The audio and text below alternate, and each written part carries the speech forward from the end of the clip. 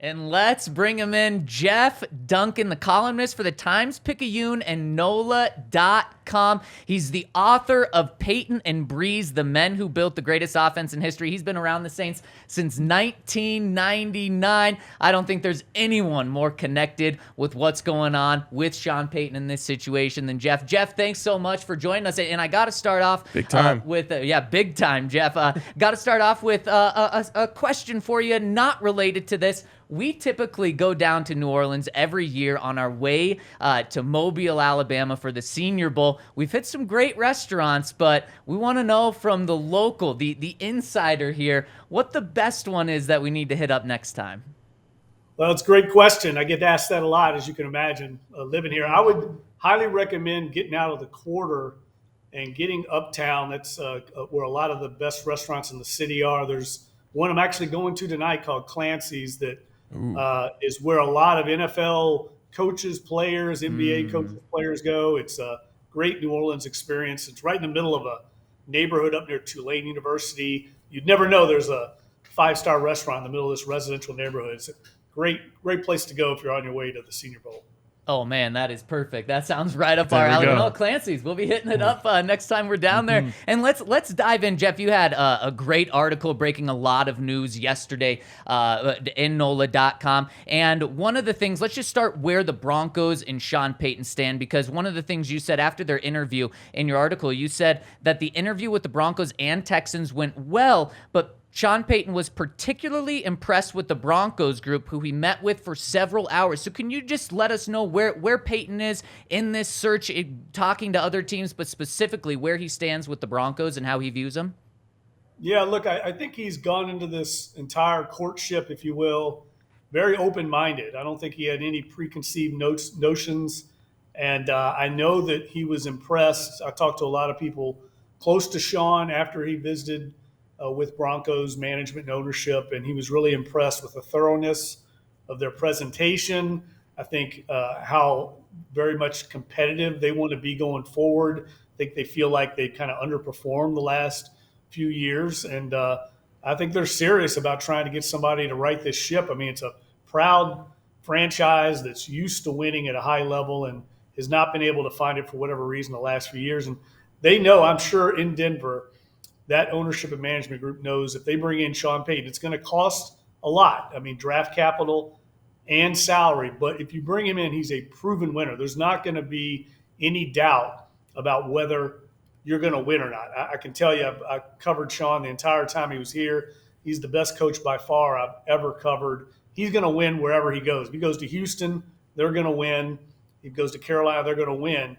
So that eliminates, I think, the doubt, right? I mean, D'Amico Ryans or someone like that, no question, great credentials. You don't have to pay anything to get them. But if you bring in Sean Payton, you're going to get a proven winner. So what makes this unique is, of course, the potential draft capital that'll have to be exchanged. Sean kind of nonchalantly the other day just said, like, yeah, it'll be like a mid to late first-round pick as compensation. Obviously, in your story yesterday, it sounded like that's a little bit low. Where do you think this actually falls, and where do you think the compensation ends up landing? Well, look, we've all been in some kind of bartering negotiation, right? I mean, it's going to start probably with 2 first-rounders from the Saints, and it eventually will come back to something less of that. I don't think the Saints are going to get 2 first-rounders. I really don't. Unless it's Carolina, a division opponent, they may have to pay an extra price to get him. I think you could get Sean Payton. The Broncos, I think, could get him if they traded their first-rounder this year, that low first-rounder they got from, what was it, San Francisco? Yep. San Francisco, and maybe a mid-round pick. I think that'll do it, and I think it would be well worth it. We all get short-sighted in this world and start looking at the draft. Everybody gets excited. You don't have a first-round pick. It's kind of a bummer.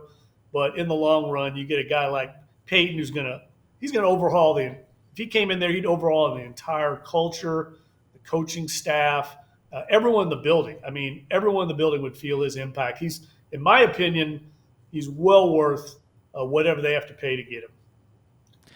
You mentioned toward the bottom of the column that he was leaning toward just going back to Fox for another year before all this started.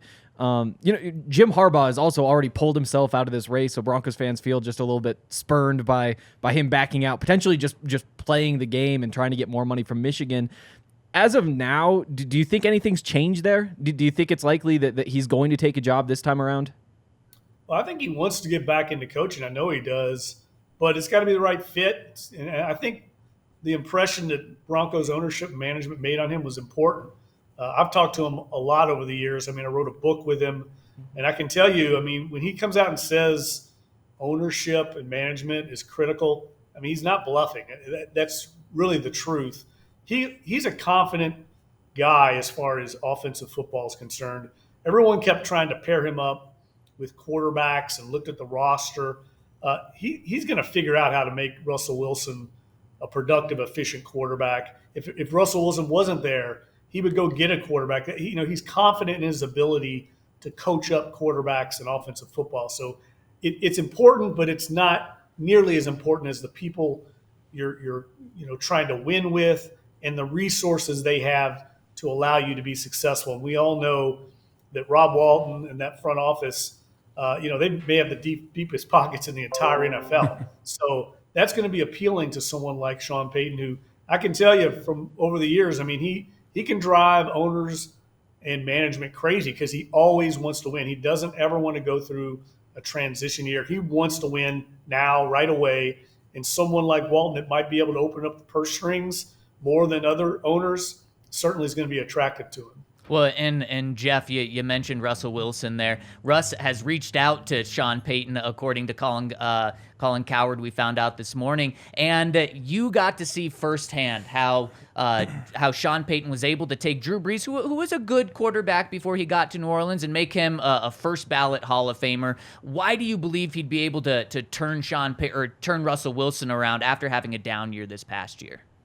Well, I think he'd do similarly what he did for Drew. I think he could do that for Russell Wilson. I think he'd have a much more quarterback-friendly offense. He'd be able to eliminate a lot of the things that Russell Wilson doesn't feel comfortable with. I know that he's got to be attracted to some of the weapons that they have there in Denver. Sean would bring in a really good coaching staff also offensively. I think that could help Russell Wilson as well. I mean, Sean's got a very shrewd eye for coaching talent. He can find guys in the college ranks. He attracts really good coaches. They want to coach under him. Guys like Dan Campbell go on to be head coaches. Aaron Glenn's interviewing for head coaching jobs. So they want to go coach under a guy like him. He's a Bill Parcells disciple. So, I think there's a lot of reasons why Russell Wilson would want someone with his pedigree and his offensive acumen. I mean, he's always kind of idolized Drew Brees. I mean, that's been true over the years. They've been good friends and colleagues. So I'm sure he's talked to Drew about the potential of Sean coming there. And, the one thing I would say about Denver that I think, would be something of if I had to say there was any kind of hesitancy, it's just because it's such a tough division. You're going to be button heads every year with the Chiefs, the Chargers, eventually going to get things worked out. I mean, I know Payton thinks Justin Herbert and Patrick Mahomes are the two best quarterbacks in the NFL. And you're going to have to go to battle with those guys twice a year. Whereas if he goes somewhere like Houston, it's pretty much wide open to rebuild. But like I said earlier, Payton's a very confident guy. I don't think he's going to shy away from a challenge. You mentioned in the piece that Mickey Loomis is a guy who enjoys a negotiation, who enjoys, a good deal. And you also mentioned kind of that there's an opportunity, if he didn't feel like the compensation was right, that, he could shut something like this down. Do you really think that if the Broncos said, hey, we will give you the first, and that's it, that he would say, I would rather walk away from this and get no pick this year than trade Sean Payton for less than what I believe he's worth? Well, that's what he's saying right now. We'll see if he holds to it, right?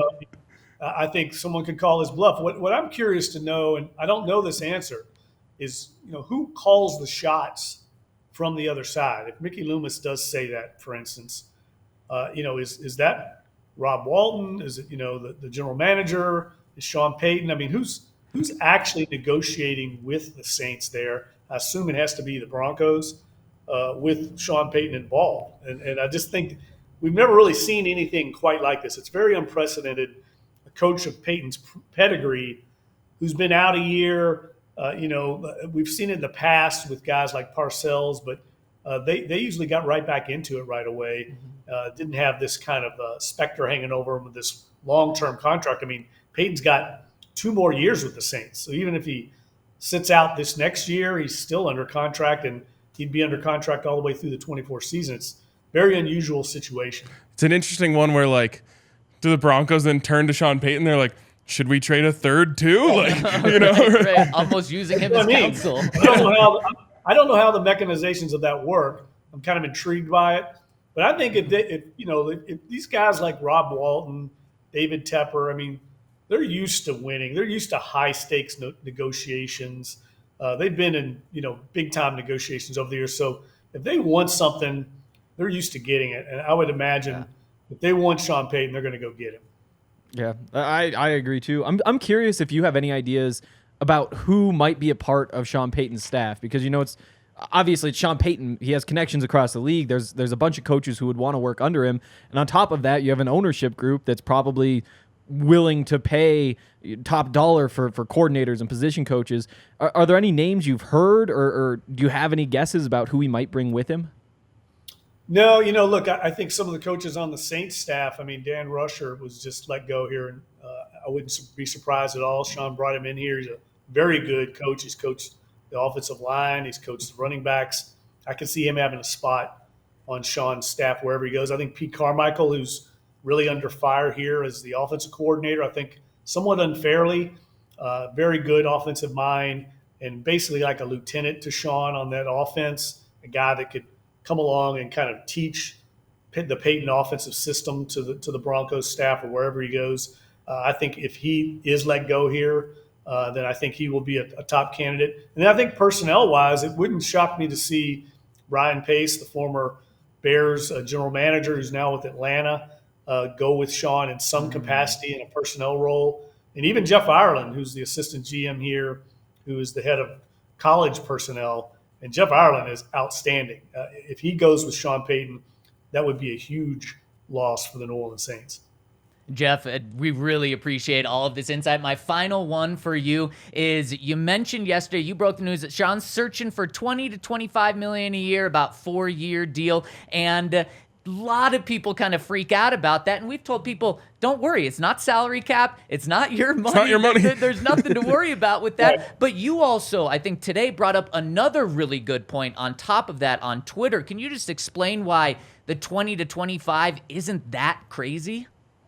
Yeah, I think that's one of the big myths in all of the NFL. And, look, these are deals that really no one gets to report. It's usually just the general manager, the owner, and the head coach that know, and his agent, that know the actual salary. And there's money hidden in these contracts and marketing deals, kind of side deals. So they're very much underreported. I mean, I know for a long time people reporting that Bill Belichick's making $12.5 million with New England. He's making over $20 million a year, and he has been for a while.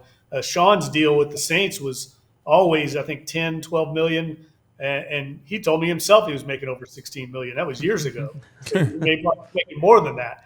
I think that goes on across the league. Remember when Matt Rule signed with Tepper in Carolina, and everybody went crazy at the price? Yeah. Well, I've talked to a number of NFL people that told me that he was not even in the top 10, and everyone thought he was when they looked at the reported earnings. Right. But those are really inaccurate, I think. Man, I hope we all find some extra money in our contracts. Maybe it's a couple million. That wouldn't be bad.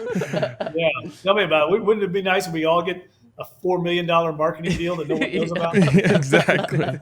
Well, thanks so much for joining us, man. This has been great. We appreciate you. And first drinks on us at Clancy's when we come through. Absolutely. Yeah, let me know. And look, good luck. If you get Payton out there, let me plug my book. Everyone out there, buy that Payton Breeze book, because you'll learn a lot about how that offense is going to run and how Sean Payton operates. It's really, I think, a window into how modern offensive football works. You'll learn a lot, I think. And I'm not saying it just because I wrote it. I mean, I got a lot of great access that kind of helps illustrate modern offensive football. Well, and we'll drop the link to your article yesterday. We'll also drop your book in the description for everyone who's tuning in can find that easily. I'm going to say we'll have to do a book club. Yeah, absolutely. Yes. Seriously. Yeah, anytime you guys get down here, just let me know. Right on. Thank you so much, Jeff. All right, guys, take care. Oh, my goodness. I mean...